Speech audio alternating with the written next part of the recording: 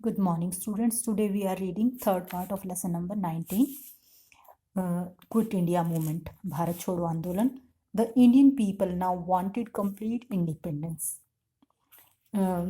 Second world war start हो चुका था और कांग्रेस ने मना किया था कि हम जो भारतीय लोग हैं वो उस भाग नहीं लेंगे, लेकिन अंग्रेज़ी सरकार ने बिना कांग्रेस के लीडर्स से बात किए भारत के लोगों को युद्ध में लड़ने के लिए भेजा। उसके बाद स्टार्ट हुआ quit India movement. The Indian people now wanted complete independence. भारत के लोग अब संपूर्ण आज़ादी चाहते थे। They ask the British to leave India immediately.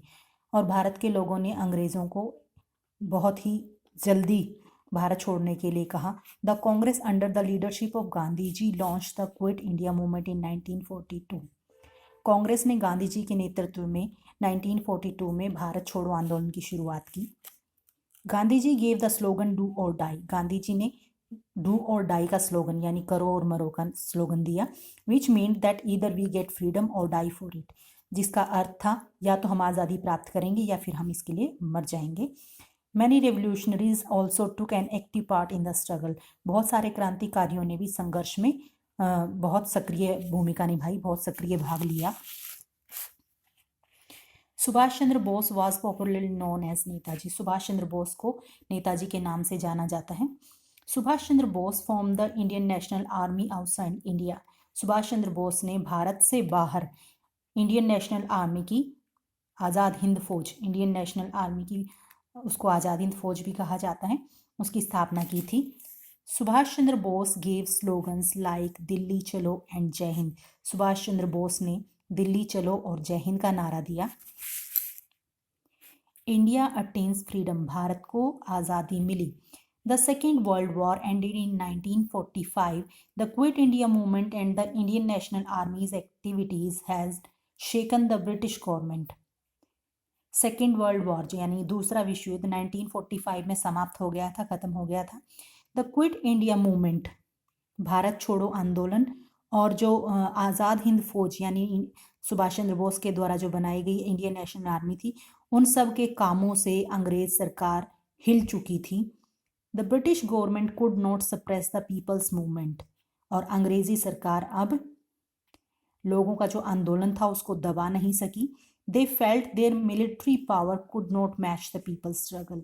और अंग्रेजों को महसूस हो गया था कि उनकी जो सैनिक शक्ति है, मिलिट्री पावर है, वो लोगों के संघर्ष का सामना नहीं कर सकती।